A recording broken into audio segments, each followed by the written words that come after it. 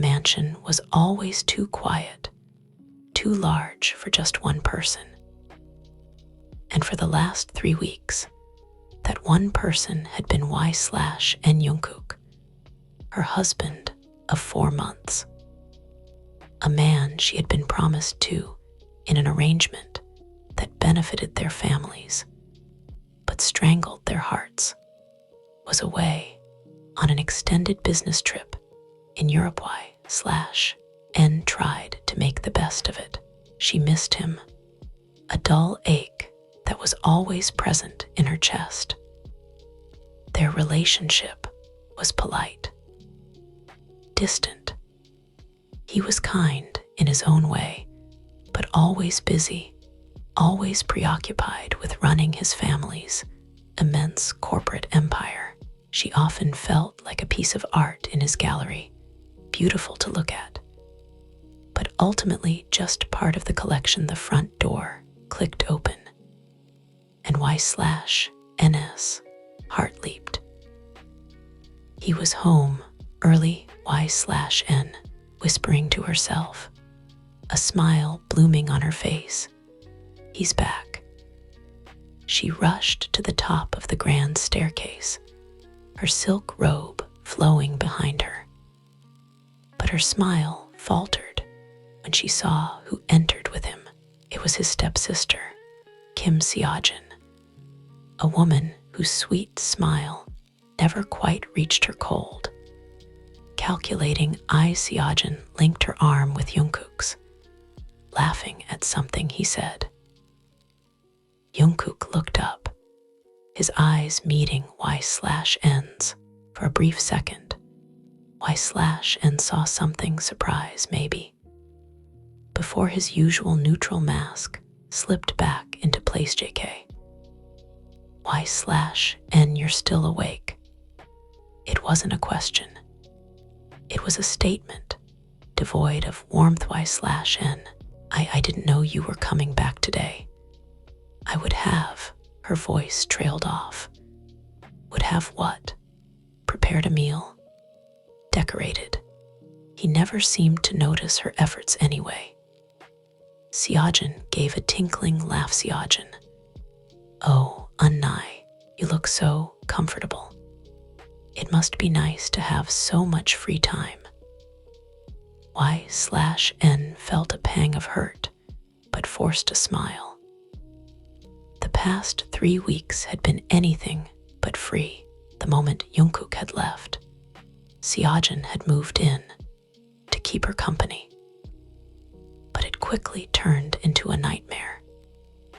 Seojin had made Y/N do everything, cooking, cleaning, even polishing the silverware, and organizing Seojin's extensive wardrobe. It's good for you to learn how to manage a household, Seojin had said, her voice sweet as poison. You need to be useful to Junkook. Exhaustion, both physical and emotional, weighed heavily on Y/N. The loneliness, the constant belittling, the ache of missing a husband who felt a million miles away, even when he was near. It all crashed down on her in that moment. As she descended the stairs, a single, traitorous tear escaped and traced a path down her cheek. She quickly wiped it away. But it was too late. Junkook had seen it, his brows furrowed. He detested public displays of emotion, seeing them as a sign of weakness. In the cutthroat world he lived in, weakness was a luxury. No one could afford. JK. What's this now? He asked, his voice low and tense. Tears. I've been gone for weeks, handling difficult business, and I come home to this. Seojin sighed dramatically. Seojin.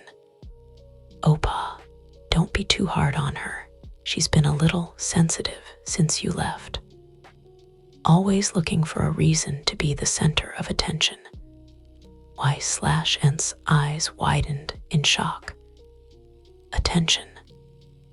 That's not, JK, his voice cold, cutting her off. Is that what this is, Y/N? An act? I thought you were stronger than this. I don't have the time or the energy for these kinds of games.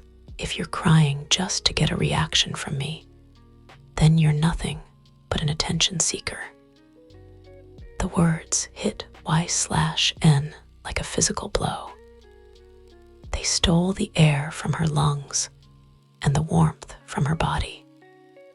Attention seeker, he saw her genuine pain as a performance. He saw her heartache as a strategy dot. In that instant, something inside her broke.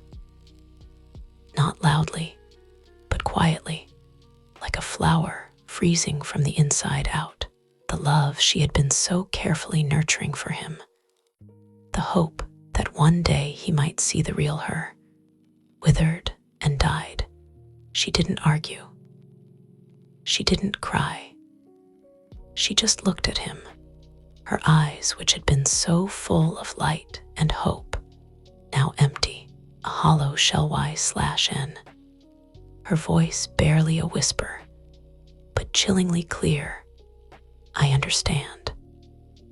She turned and walked back up the stairs, her steps measured and silent. She didn't look back. Junkook watched her go, a strange, uncomfortable feeling settling in his gut.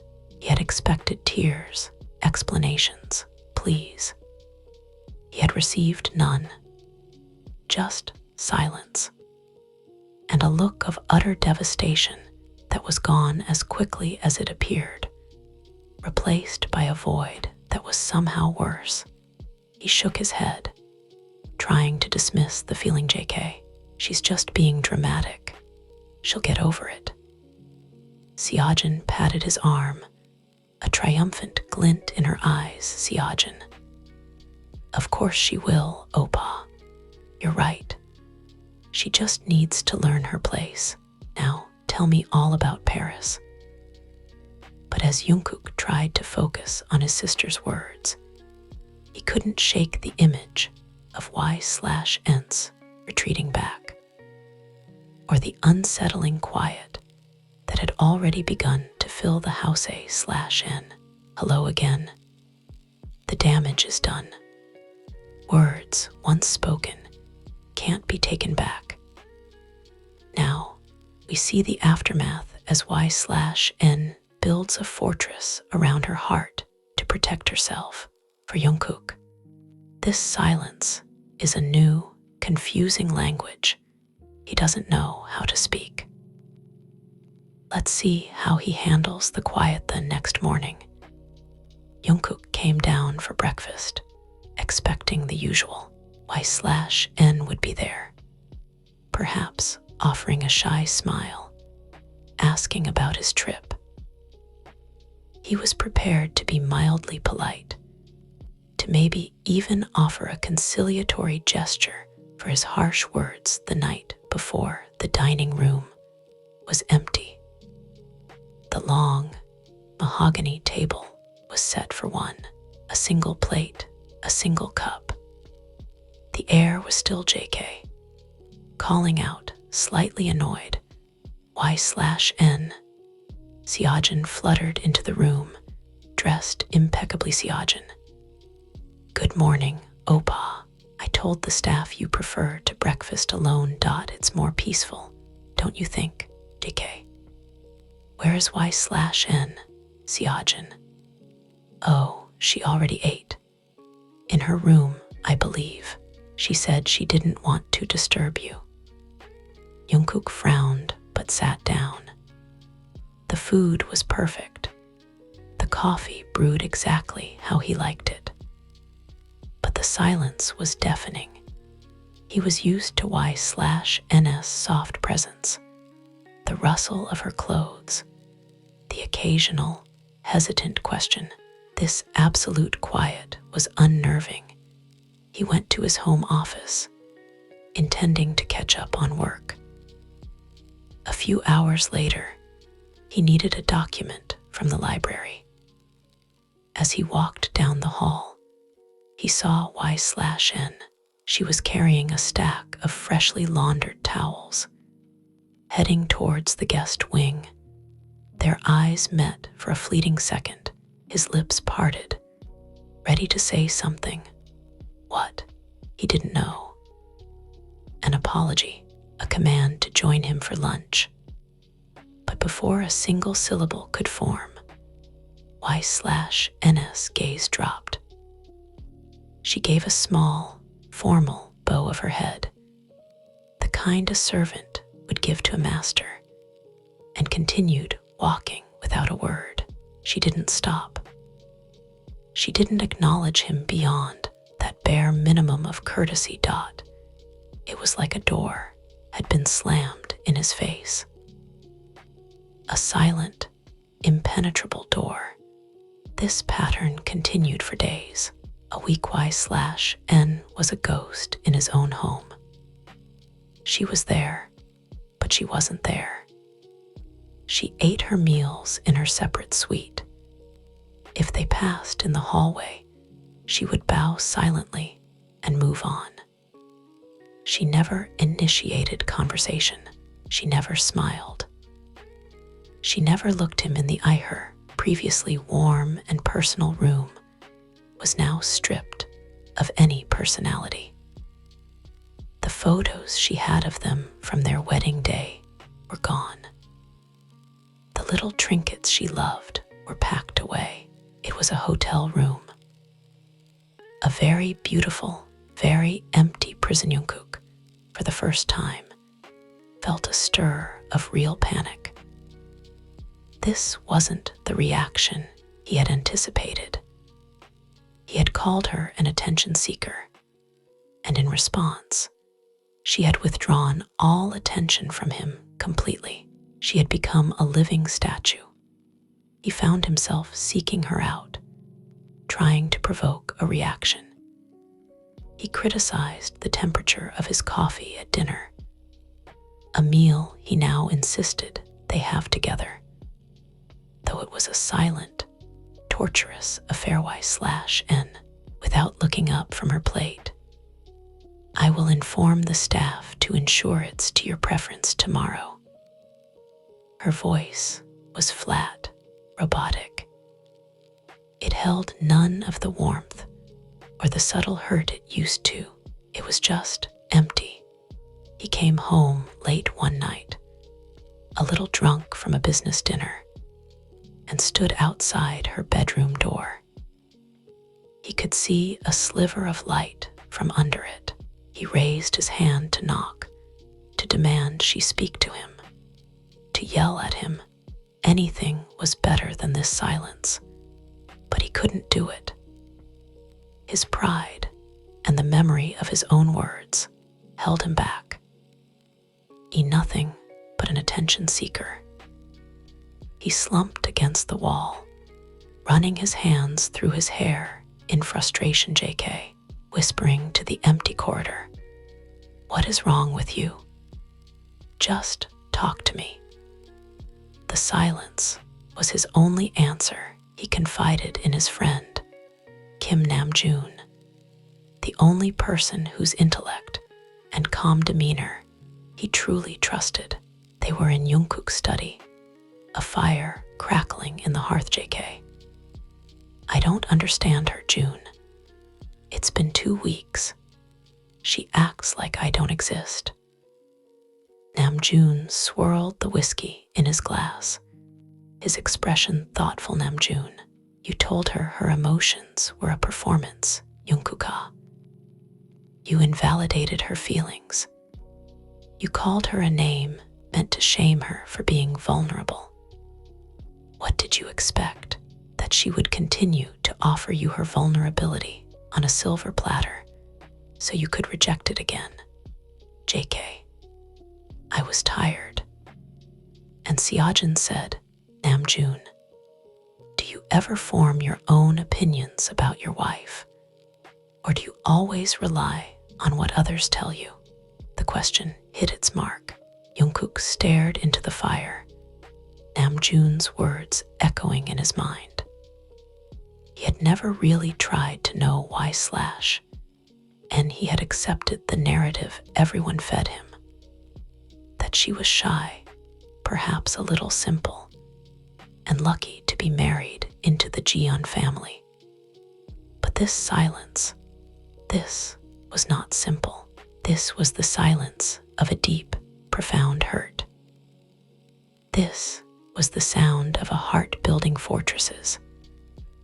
And for the first time, Junkook was forced to wonder what, or who, had truly caused Tae/N. Welcome back, loves. The wall is up. But no wall is completely without cracks. A chance encounter and a caring friend will begin to let a little light into Y/N's darkened world, while Junkook starts to see glimpses of the truth. The plot thickens. A month had passed since the silence began. Junkook was going out of his mind. The house felt like a mausoleum. He started spending more time at the company gym, punishing his body in an attempt to quiet his mind. One evening, he came home, muscles aching, and headed straight for the kitchen to get water. As he approached, he heard soft voices. He paused, hidden by the shadows of the hallway. It was Y/N and Jimin. Park Jimin, his sunny, affectionate friend, had come over unannounced, claiming he was in the neighborhood.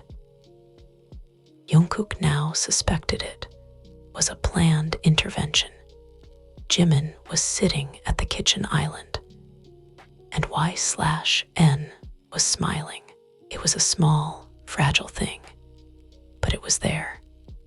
A real smile. Jungkook's breath hitched. He hadn't seen her smile in what felt like a lifetime. Jimin. And then Jin Hyung tried to cook kimchi stew and set off the fire alarm for the entire building. The security guards came up with fire extinguishers. It was a mess. A soft, melodic sound filled the air. It was Y/N's laugh. It was so rare and so beautiful that it felt like a physical pain in Jungkook's chest. He used to be the one who could make her laugh like that. In the early, awkward days of their marriage, when they were both trying, Jimin's smile softened. He reached out and covered Y/N's hand with his. Jimin, it's good to hear your laugh. Y/N. This big, cold house needs it. Y/N's smile faded, but the warmth in her eyes remained for a moment longer. Y/N. Thank you for coming, Jimin Appa. You always make things feel a little less heavy.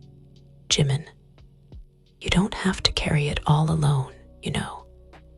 Whatever it is. Y/N looked down at her hands, and the wall came back up. Just a little. Y/N. Some burdens are meant to be carried alone. Jimin sighed, but didn't push. If you say so. But the offer stands. Anytime you need a friend, or just someone to eat tteokbokki with and watch bad dramas, I'm your guy. They talked for a few more minutes. Easy, comfortable chatter. Jungkook felt like an intruder in his own home. He was witnessing a side of his wife he hadn't seen in months. The warm, funny, intelligent woman he had married. The woman he had systematically ignored and pushed away when Jimin left. Y/N stood alone in the kitchen, her shoulders slumping. The brief moment of light was gone, replaced by the familiar weight of her solitude. She didn't see Jungkook watching her. His own heart aching with a confusing mix of guilt, jealousy, and longing. Later that night, Junkook couldn't sleep. He went downstairs to get a glass of water and saw a light on in the laundry room. He peeked in y/n was there, folding a massive pile of laundry. But it wasn't his laundry or hers. It was Seojin's.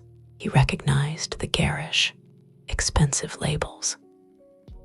He watched, hidden, as y/n meticulously folded Seojin's silk dresses, her designer jeans, her piles of delicate lingerie. Cold dread began to trickle down his spine.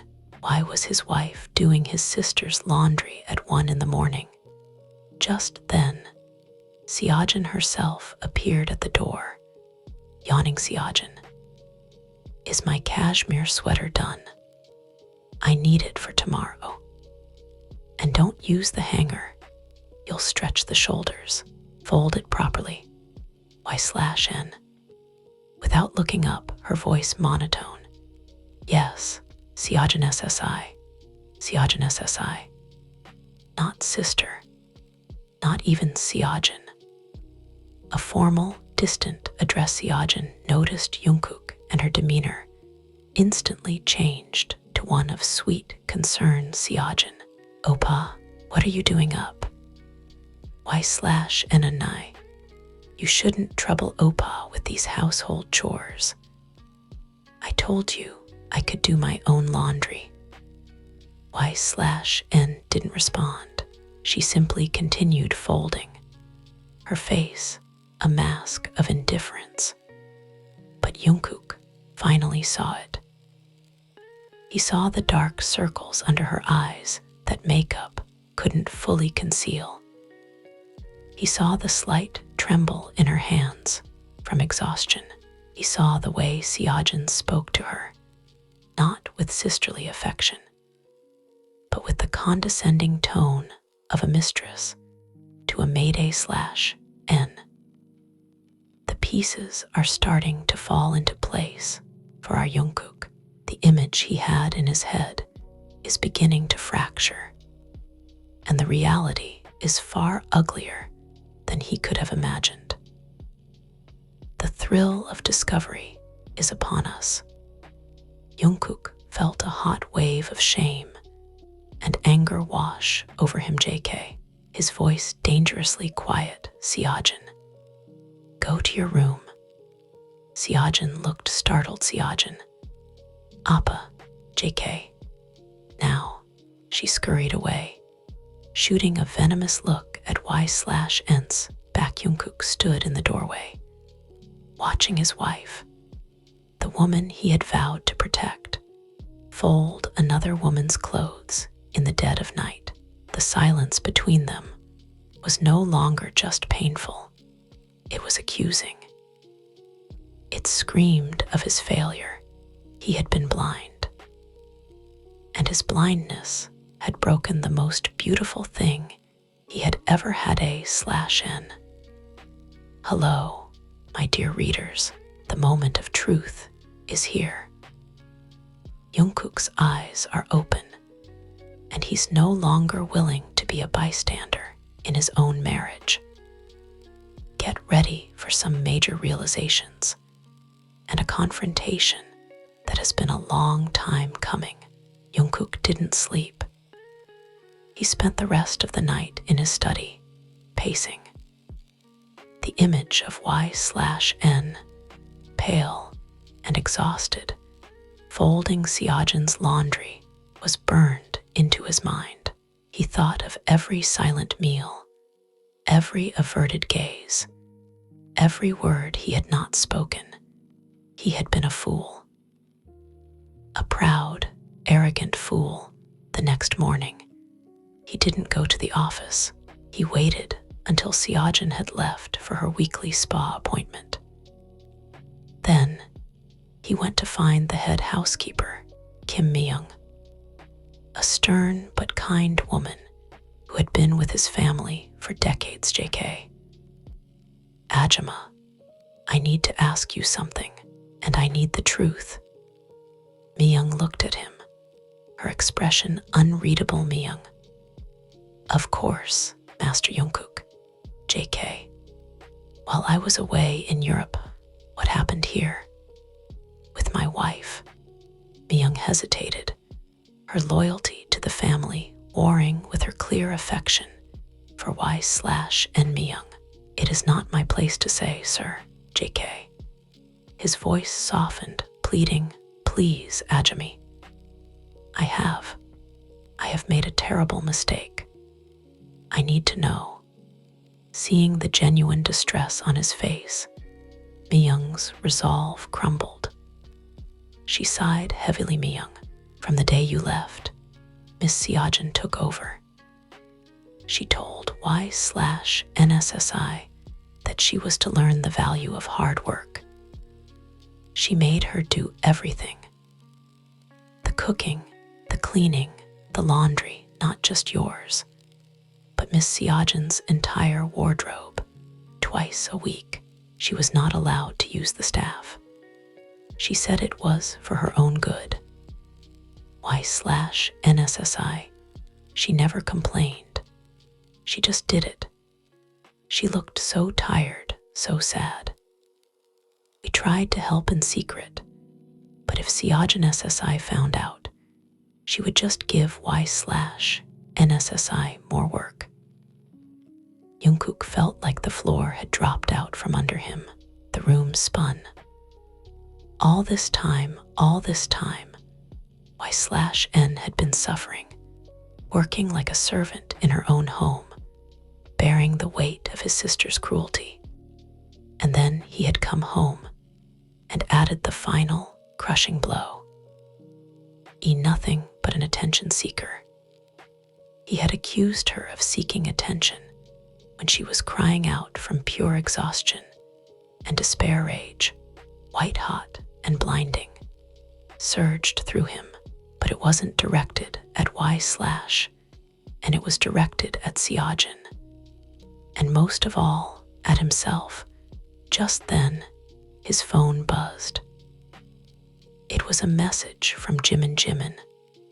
Hey, I know things are complicated, but I was talking to Y/N yesterday. She mentioned Seojin made her reorganize the entire wine cellar last week because one bottle was out of place. I thought you should know. She's a strong one, your wife, stronger than any of us gave her credit for. That was the final piece. The wine cellar had hundreds of bottles. It would have taken her days without a word. Junkook turned and strode towards Seojin's wing of the house. He burst into her room, a room that was opulent and pristine, a stark contrast to the silent suffering in the rest of the house. Seojin was just getting back, wrapped in a luxurious robe. Seojin. Oppa, what's the meaning of this, JK? His voice a low, controlled thunder. Pack your bags. You have 1 hour to get out of my house. Seojin's eyes widened in feigned innocence. Seojin. What? Why? What has she been telling you? She's lying, Oppa. She's trying to turn you against me, JK. She hasn't told me a single thing. That's the point. I had to hear it from the staff, from my friends. You made my wife, the lady of this house, your personal slave. You manipulated me. You poisoned me against her. And you enjoyed every second of it. Seojin's mask finally slipped, revealing the spite beneath Seojin. Your wife. She's nothing. A simple girl from a mediocre family who got lucky. She doesn't deserve this. She doesn't deserve you. I was just putting her in her place. JK, her place is by my side. Your place is anywhere but here. Get out. Now, and if I ever hear you've spoken to her, or about her again, you will be cut off from the family completely. Do you understand me?" The venom in his tone was unmistakable. Seojin shrunk back, finally understanding that her game was over. She nodded, her face pale with shock, and Fury Junkook didn't wait to see her leave. He had somewhere much more important to be. He found Y/N in the garden, sitting on a bench and staring blankly at the koi pond. She looked so small, so lost the sight of her there, surrounded by beauty, but trapped in her own private winter. Shattered what was left of his heart, he walked towards her, his steps slow, hesitant. She didn't look up, but he knew she was aware of his presence. The silence stretched between them, but this time it was different. This time, he was going to be the one to break it. He knelt in front of her, ignoring the damp grass staining his expensive trousers. He was on his knees, not as the powerful CEO, but as a repentant man. Y/N. She flinched, finally looking at him, her eyes wide with shock and a flicker of fear. "What are you doing?" He reached for her hands. They were cold. She tried to pull away, but he held them gently, his own hands trembling. "JK. Y/N, his voice broke. He had to swallow the lump in his throat before he could continue. I know everything. A/N, we're at a turning point, everyone.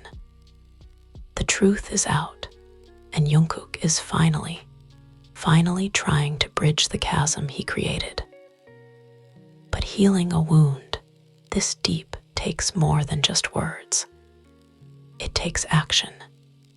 It takes patience, and it takes a courage that comes from the heart. Y/N.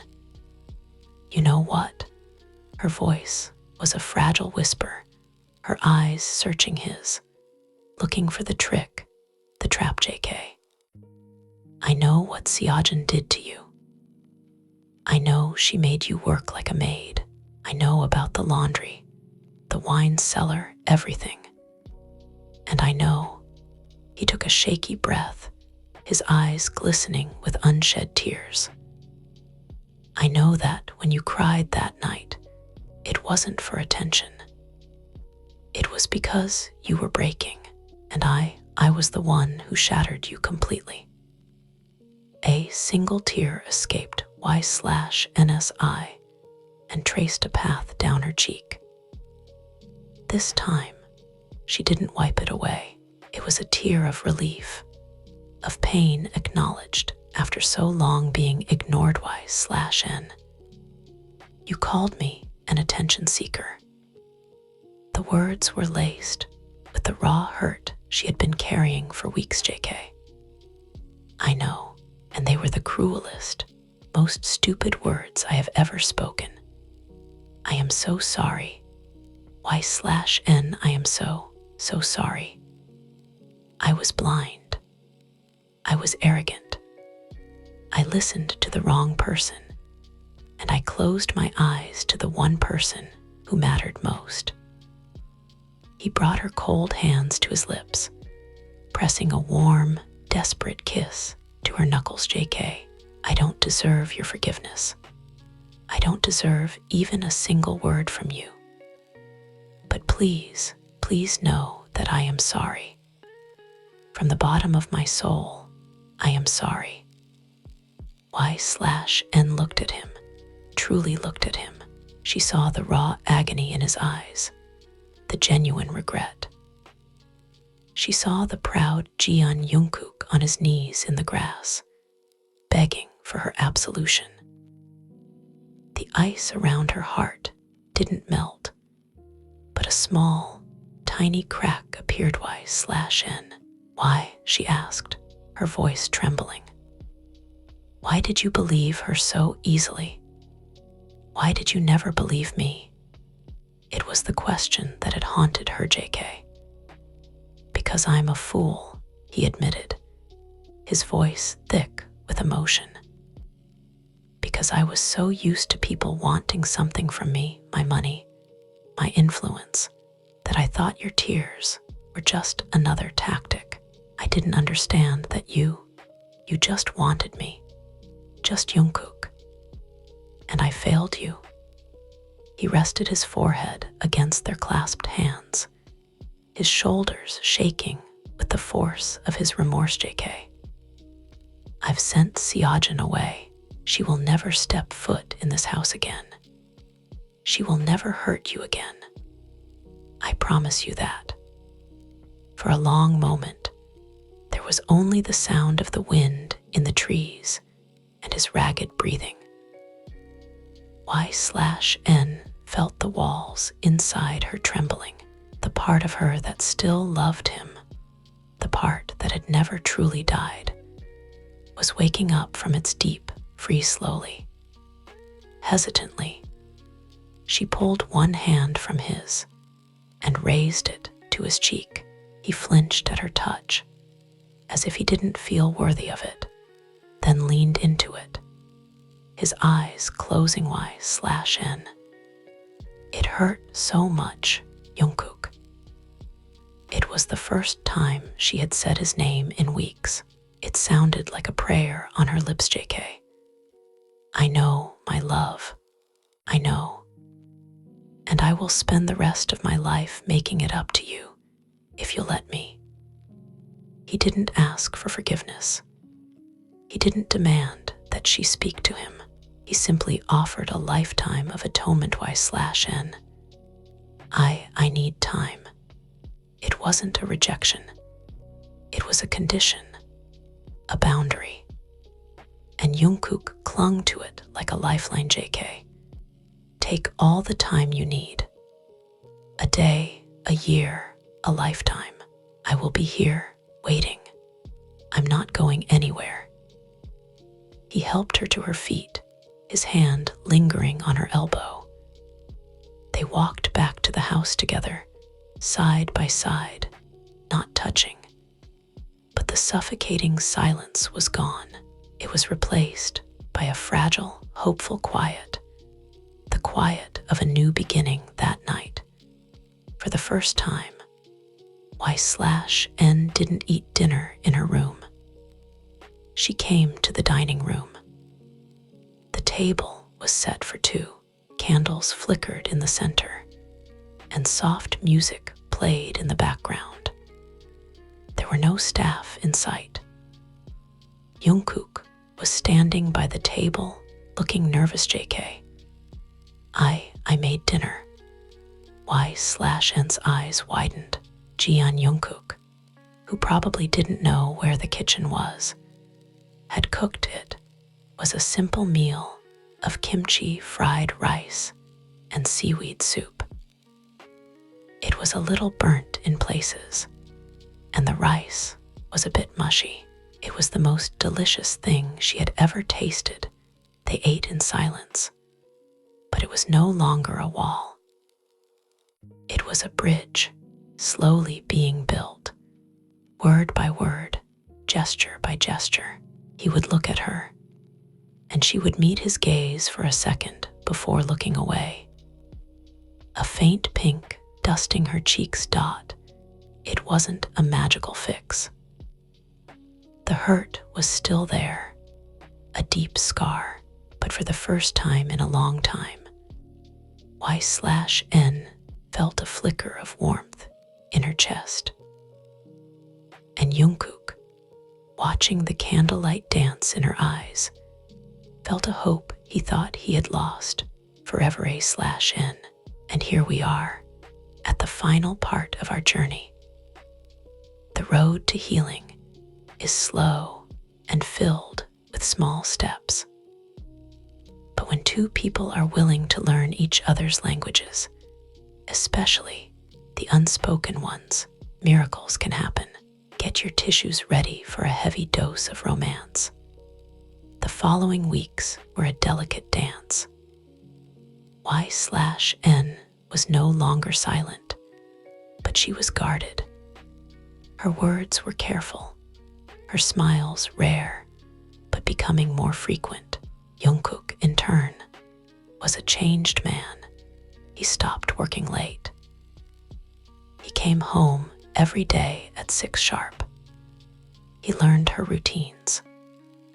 He noticed she liked to read in the sunroom in the afternoons, so he had a new, more comfortable chaise lounge delivered. He saw that she loved gardenias, so the entire south garden was replanted with them. He didn't buy her extravagant jewelry or cars. He gave her his time, his attention. He started asking her questions. JK, what's your favorite book? Y/N. JK, what did you dream of being when you were a little girl? JK, what makes you happy? And he listened. He truly listened to her answers. One rainy afternoon, they were in the library. Y/N was reading, and Junkook was pretending to work on his laptop. But he was really just watching her. The fire crackled, and the rain pattered against the window panes. He saw her shiver slightly without a word. He got up, took the soft throw blanket from the back of the sofa, and walked over to her. He didn't drape it over her. He simply held it out, an offering. Y/N. She looked from the blanket to his eyes, a softness in her gaze. Thank you. She took it and wrapped it around herself. It was a small thing, but it was a moment of pure, unforced care. Y/N. Junkook, JK. Yes, my love. Y/N. Will you sit with me? His heart soared. It was the first time she had initiated any form of closeness. He sat on the opposite end of the large sofa, giving her space, but feeling closer to her than he ever had. JK, I used to hate the rain, he said softly, looking at the fire. It felt lonely, but now it just feels peaceful. Y/N. I've always loved it, she whispered. It feels like the world is being washed clean, like a chance to start over. He looked at her then, and the love in his eyes was so open, so vulnerable. It took her breath away. JK. A new beginning, he said, his voice full of meaning. She gave him a small, genuine smile, and it felt like the sun coming out after a long storm. The big change happened on their first date anniversary. Junkook had arranged for a quiet dinner at home, but this time he took her to the rarely used rooftop terrace. It was transformed into a fairy tale. Thousands of fairy lights twinkled overhead, and a small table was set for two, overlooking the city lights. But what made Y/N gasp was the small, worn-out journal on her plate. Y/N. What's this, JK? Open it. With trembling fingers, she did. On the first page, in his messy handwriting, it read, Things I am learning about my wife, Y/N. She flipped through the pages. It was filled with little notes. She hums when she's concentrating. Her favorite food is tteokbokki from the street vendor near her old university. I will find that vendor. She is afraid of moths, but tries to be brave. Her laugh is the most beautiful sound in the world. She cries during sad commercials. It's adorable. I was an idiot, the biggest idiot in the world. I love the way her nose scrunches when she laughs. I love her. I love her. I love her. Pay after page was filled with these observations, these apologies, these declarations. It wasn't a grand, public gesture. It was intimate. It was real. It was him showing her that he saw her. Really saw her tears streamed down Y/N's face, but they were tears of healing, of joy Y/N. Junkook, this. He got down on one knee, right there under the fairy lights. He didn't have a ring. He took her hands instead. JK. Y/N. I know our marriage started as an arrangement, but I don't want an arranged marriage anymore. I want a real one, with you. I want to earn your love every single day. I want to be the man who deserves you. Will you let me court you? Will you let me take you on a proper first date? Will you let me fall in love with you all over again, the right way? Y/N looked at the man kneeling before her, the man who had fallen from a pedestal of pride and become human, become humble, become hers. The last of the ice around her heart melted, flooding her with a warmth she thought she'd lost forever. She cupped his face in her hands, her thumbs wiping away his tears. Y/N. You don't have to court me, Junkook. His face fell for a second before she continued. Y/N. Because you already have my heart. It was always yours. You just had to come and find it again. She leaned down and pressed her lips to his dot. It was their first real kiss, not the chaste, formal kiss from their wedding day, but a kiss filled with promise, with forgiveness, with a love that had been tested by fire and had emerged stronger and more beautiful than ever. As they kissed under the starlit sky, the city glowing below them, the silence between them was finally completely filled. It was filled with the unspoken language of two hearts that had found their way home to each other. It was filled with the sound of a new beginning, a love story that was just getting started. A/N. And that, my lovely readers, is the end of our story. I hope you felt every emotion, every heartache, and every joyful moment. Remember, true love isn't about never making mistakes. It's about having the courage to admit them and the willingness to fight for the person you love. Thank you for reading.